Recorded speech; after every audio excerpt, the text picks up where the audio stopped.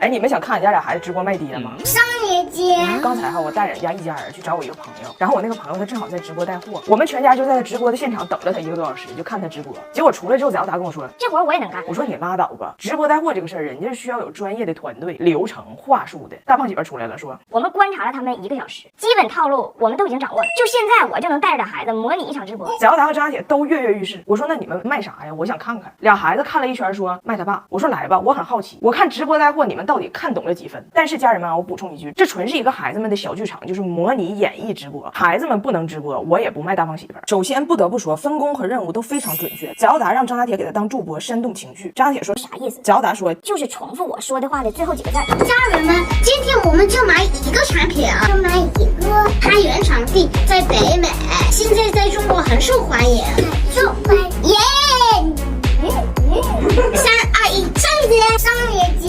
家人们听我说，它特别能吃，有了它，你家里不怕剩饭，不怕剩饭。有了它，吃不完的饭菜不要扔，不好吃的零食不要丢，别扔，长毛的水果不要倒。长多少毛？感谢张彩玲送来的保时捷，爽！感谢张彩玲送来的时尚机，感谢家人们的支持，谢谢家人们支持。这么多礼物啊，还有这吗？不是咱自己刷的，自己刷。刷礼物摆赠品都拿捏得非常到位。当然了，大胖媳妇一直在旁边指导，她居然还知道告诉孩子，摆赠品的时候不能一下子交代老底儿，必须一个一个加，问观众够不够，这才能营造悬念，烘托氛围。那我们的产品一天到底能为你消灭多少食物呢？正常的一天就是这些，对不对？在这个直播间，我再给你加几个汉堡，5个，对不对？够吗？不够，再来，够吗？不够，3个字。今天在这个直播间，家人们听好了，我还送上3个烤冷面，不要炸烤炸，双档。当然，张大铁当助播也有重复失误的时候。还有什么呢？还要加可成长大。别说话，说话。你觉得够了吗？他还能吃。注意了，家人们，1个奶茶，2个奶茶，够了吗？够了吧？你说不够？不够，来，3杯奶茶。No。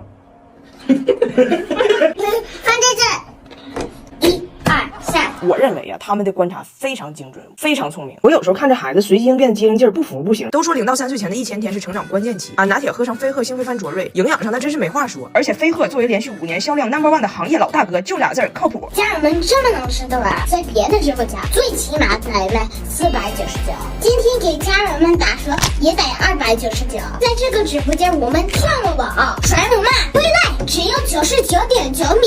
除此之外，家人们还有。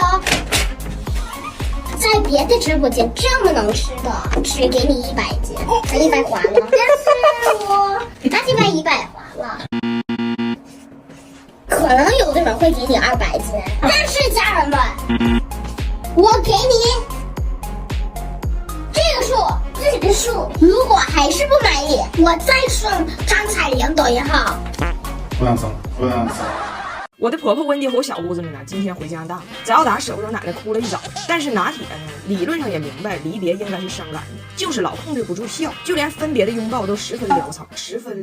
张拿铁和他的奶奶呀，就是所有的事儿都不和。从张拿铁拿着热水以一己之力劝加拿大人喝热水，被无情拒绝，这梁子就结下了。之后这些天，温迪在公共厕所给拿铁冲了一个凉水澡，丢了张拿铁的户口。在拿铁大米饭就菜汤吃杠香的时候，说自己吃不惯，要去吃薯条。我说请你们都杀多吧。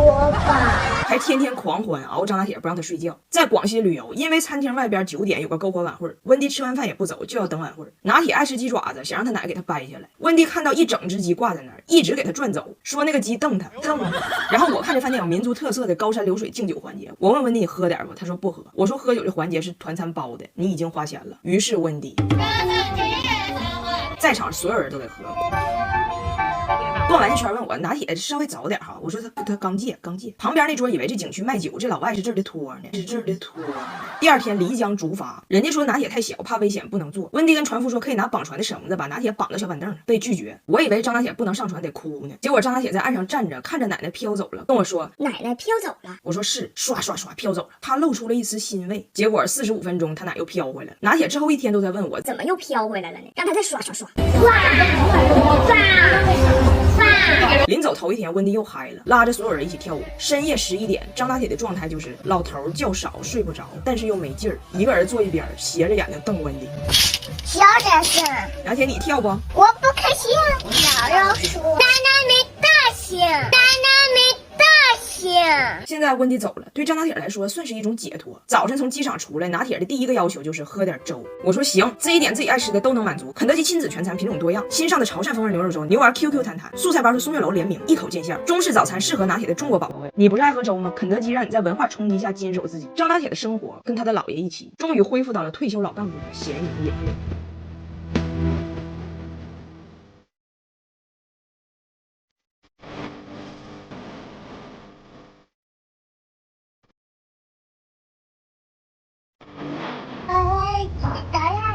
泡个小鱼，不是小鱼，没钓着鱼。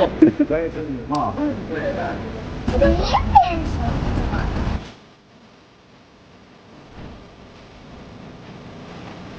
多少钱？多少钱？哎，奶奶邀请我们冬天去加拿大，我不去，我不去。俺家拿铁生病了，发烧了。你发烧了？哎呀妈，孩子发烧给我愁坏了，因为我家所有人的退烧方式都不一样。比如我老公直接把拿铁放冰水里，退烧求解冰镇拿铁。孩子刚发烧的时候，我老公说睡觉，我爸说挂号，我老公说喝水，我爸说吃药。我老公就很不理解，说就是一个小发烧吗？为什么要去医院呢？我爸说你看拿铁，那现在可能是没大事儿，那万一呢？我老公说万一是谁呀？万一拿铁没事得了呗，我管万一干什么？最后还是犟不过我爸，去了医院。但是呢，俺家拿铁是个黑户，咋回事呢？就当时他出生的时候，他爸不在，我单方面给他办这种身份证明呢，就很费劲，我就没办。所以一到医院呢，查无此人。人家问患者姓名，我爸说拿铁。人家问啥拿铁？我爸说张拿铁，应该是。然后医生说你没有身份，你也得有出生证明。我爸说我有，然后就拿出了一个大包，大包里边有一个厚厚的牛皮纸信封。咱父母是不是都有这个习惯？就你告诉他哪个文件很重要，他把相关所有的票据都留下，他也不读。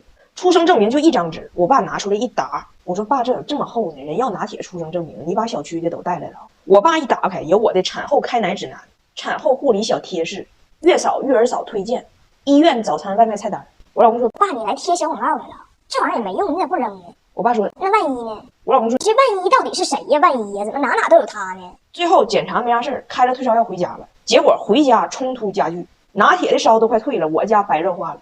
我爸给孩子盖被，我老公看着就把被掀了。我爸一直关窗户，我老公一直开了。我爸关了他开开，我爸关了他开开。他俩之间窗户的开关就象征着中西方降温文化的壁垒。Just 壁垒。在奥达回家，听说拿铁发烧了，直接去拿冰水。我说不喝冰水，他直接拿出了冰激凌。我说你可别让你姥爷看着你给弟弟冰激凌，直接给你撇出去了。在奥达说把我冰激凌撇出去。我说把你撇出去。我说妈妈给弟弟弄药，你陪他待一会儿。放心吧，等我再回来。在奥达把拿铁衣服给扒了。我说你跟谁学的？